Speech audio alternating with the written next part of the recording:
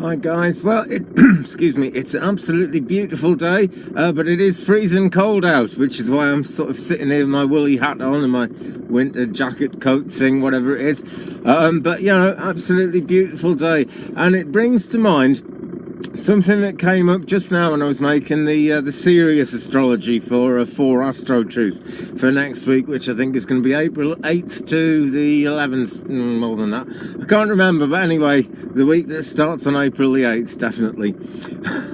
Because there's a real twist in the tail with it, and it's reminded me that there very often is a real twist in the tail when we're doing psychic work, whenever we're linking to the energies outside of this world that give us this information, the spirit realm, the afterlife, the angel realm. Even, you know, when we pray to God, that's the big word, isn't it? But even when we pray to God, it's those influences.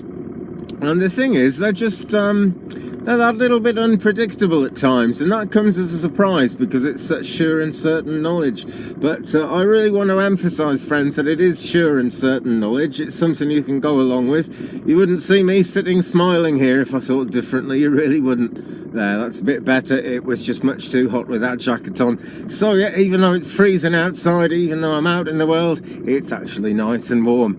And I'm sort of reading that situation. If you watch my card readings and my sort of live psychic readings, and all my readings really, you'll notice that it's not just cards I read. It's not just the crystal ball I read. And I was almost going to say it's not just spiritualism kind of connecting to the afterlife and that kind of reading. Although actually I believe, you know, it's just come to me, I believe that really is what it is.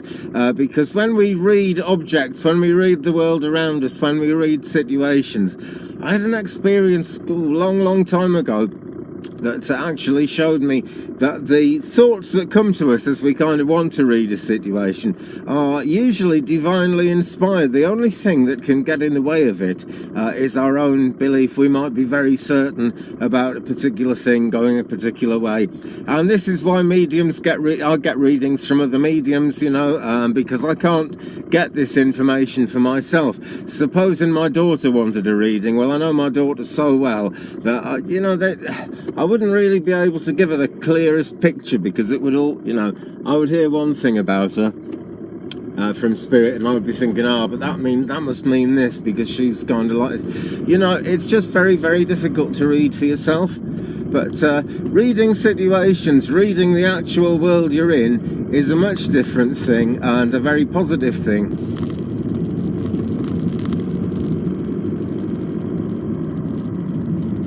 The experience that I had all those years ago fascinated me then, and it still fascinates me now.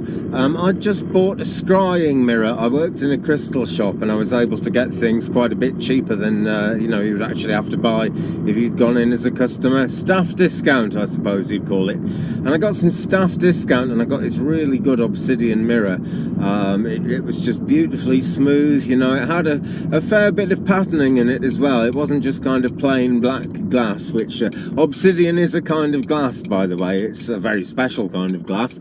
It is in fact volcanic glass, but that's what gives it the beautiful smooth surface that you can see reflections in, and you can kind of see the reflections mingled in with the actual shapes and the patterns that have naturally formed in the obsidian as the volcanic lava was cooling. So I took that, and somebody had just asked me for a reading.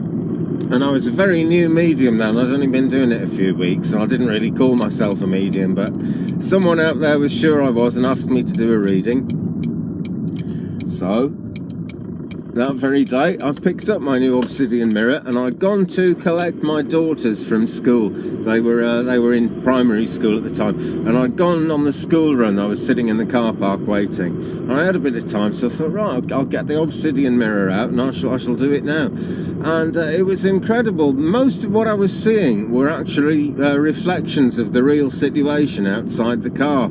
And I kind of just, as I was trying to do the reading, I would be drawn towards the idea of a house and where the person lived. And on that occasion, in the obsidian mirror, I actually saw the roof of a house behind the car. And the wacky thing about that was I gave this reading, you know, all based on what I was seeing around me, and the person could take it and was very pleased with it. And people weren't always pleased with my readings in those days. Very different now, I like to say, or at least I like to think. But yeah, that one kind of missed nothing. Most of my readings at the time were very hit and miss, but that one missed nothing. And I was really astonished that it was the actual real world around me that had done that. Now then, let's just go serious for a minute, because I've got to keep safely driving. Is the main thing. There we go.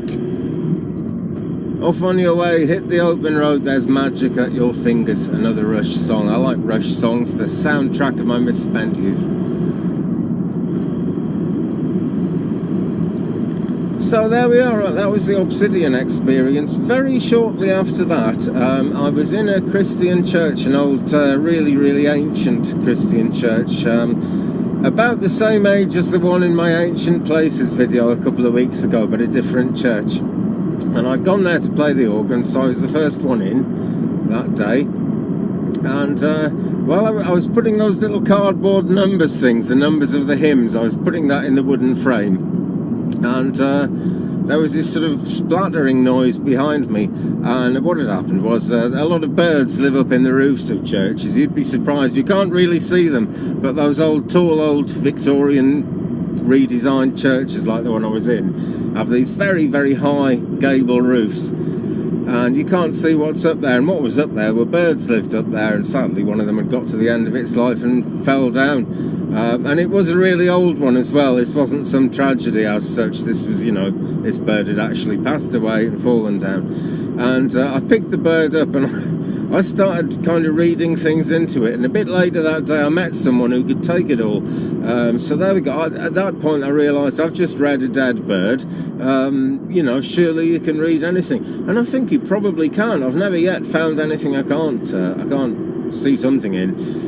If you can't see these things, maybe you actually have got the mediumistic gift, maybe you have got the psychic skills and the psychic connection. Maybe that's just a not yet, you know, and a not yet can be a good thing, because it does mean that things are on the way, that things are falling into place, because it does take the cosmic influences a little while to make things happen. It took them 10 years to get me a decent car that would allow me to get to the churches.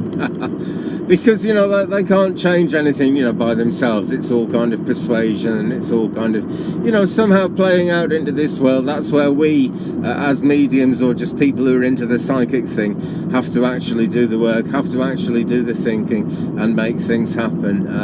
Red Cloud, great spirit guide Red Cloud, in one of his books, talks about how it took them 7 years in human time, although it, you know, it was as nothing to them, to sort of reduce their vibrational rate low enough that they could be around the earth again.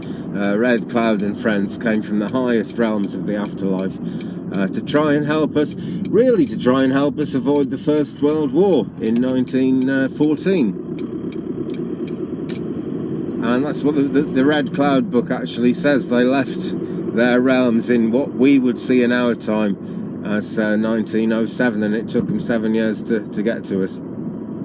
That's a tricky one, because there really is no time in the spirit world, and yet, you know, Red Cloud's talking about it. And so they got here, and, you know, with all that, and there were many spirit guides came from the very highest realms to stop the First World War happening. And of course the First World War did happen. It's absolutely incontrovertible fact. People lost their lives, people suffered in vast numbers in the most horrible way. And speaking not long after the end of the First World War, because they were all still around, through a trance guide, by the way, this is all about trance channeling with Red Cloud. He spoke through that channel and said that the reason the First World War had happened and they hadn't been able to prevent it was they were trying to persuade the political leaders right up to the last minute not to actually have that war, but they wouldn't listen. Too much money involved in it, too many vested interests. So very unfortunately that war went ahead and happened, and that's why things don't always pan out. That's why things don't always work out the way we want. But What is very clear from that is that there is this massive amount of love around, and it's not actually all coming from this planet. It's coming in from the outside, it's coming in from the cosmos. But we've got to give things a chance to happen, and we've got to give things time to work, really. It's not unlike when you're cooking something, you know. You bring all the ingredients, you've done the shopping, you've been out, and in my case I've been out and got the eggs from the chickens.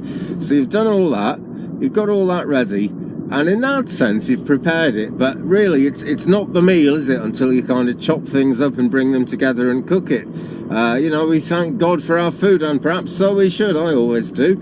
I only say perhaps because I know some people don't think that way. But, you know, we thank God for our food, and yet we still got to make it ourselves, and, you know, we don't complain too much about that. We can have some wonderful food that way.